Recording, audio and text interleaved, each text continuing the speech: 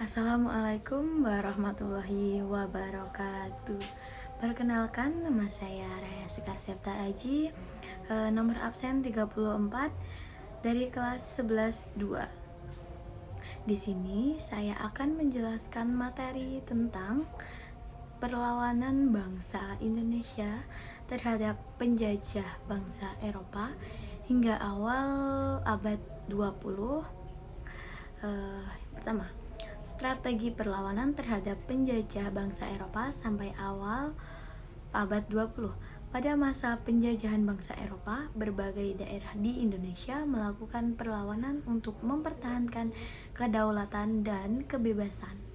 Namun, perlawanan ini umumnya bersifat lokal, belum terkoordinasi secara nasional dan sering berakhir dengan kekalahan karena perbedaan kekuatan militer serta politik adu domba yang dilakukan penjajah. 2. Ciri-ciri perlawanan sebelum abad 20 bersifat lokal dan terjadi di daerah-daerah tanpa koordinasi antar wilayah, tidak menggunakan organisasi modern, hanya dilakukan secara kelompok atau kedaerahan, terus dipimpin oleh tokoh masyarakat atau raja yang disegani, mengutamakan perlawanan bersenjata, tetapi kalah karena senjata tradisional, mudah dipecah belah karena lemahnya persatuan dan komunikasi antar pemimpin. Perlawanan terhadap Portugis, Ternate dan Tidore dipimpin oleh Sultan Khairun dan Sultan Ba'abdullah. Portugis memonopoli perdagangan dan ikut campur dalam urusan kerajaan. Sultan Ba'abdullah berhasil mengusir Portugis dari Maluku tahun 1575. Demak dan Fathahilah, Jayakarta. Portugis bersekutu dengan Pajajaran untuk menguasai Sunda Kelapa. Pasukan Fathahilah dari Demak menyerang dan mengusir Portugis tahun 1527, mengganti nama Sunda Kelapa menjadi Jayakarta.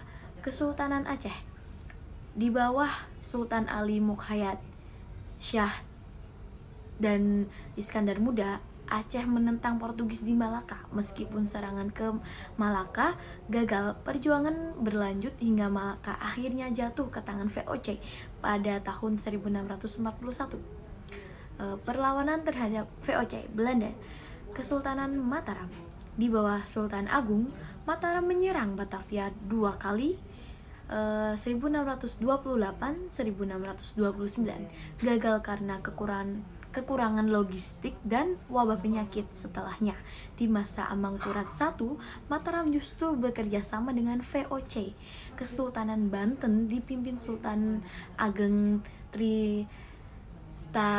Taisa yang menentang monopoli dagang VOC di Batavia. Ia dikhianati oleh putranya Sultan Haji yang berpihak pada Belanda. Setelah Sultan Ageng kalah, rakyat Banten tetap melawan di bawah Kiai Tapa dan Ratu Bagus. Kesultanan Palembang di bawah Sultan Badarudin II menolak intervensi Belanda dan Inggris. Setelah perlawanan panjang, Sultan ditangkap dan diasingkan ke Ternate. Perang Aceh.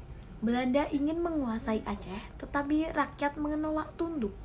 Tokoh-tokoh antara lain Sultan Mahmud Shah, Teuku Umar, Cut Nyak Dien, dan Sultan Muhammad Daud Shah. Belanda menggunakan politik adu domba antara ulama dan bangsawan. Teuku Umar gugur pada tahun 1899, Cut Nyak Dien ditangkap 1905. Perlawanan rakyat Batak Tapanuli dipimpin oleh Sisingamangaraja 12 menentang ekspansi Belanda dan penyebaran agama Nasrani. Beliau gugur pada 17 Juni 1900 di hutan Simsin. Perlawanan kerajaan Banjar Kalimantan dipimpin oleh Pangeran Antasari dan Pangeran Hidayatullah menentang monopoli perdagangan, pajak berat, dan kerja paksa. pertempuran besar terjadi Pangaragon, Antasari wafat pada tahun 1862, perlawanan pun melemah. Demak penjajah bangsa Eropa di Indonesia.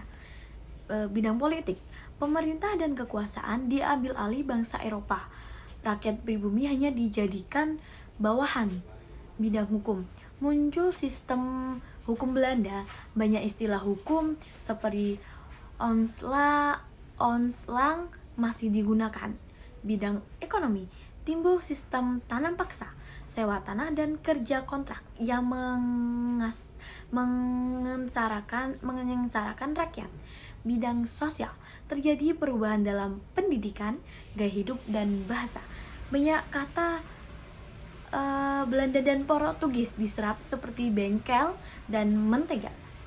Bidang budaya, muncul perpaduan budaya Indonesia dan Eropa seperti gaya arsitektur insidens. Wassalamualaikum warahmatullahi wabarakatuh.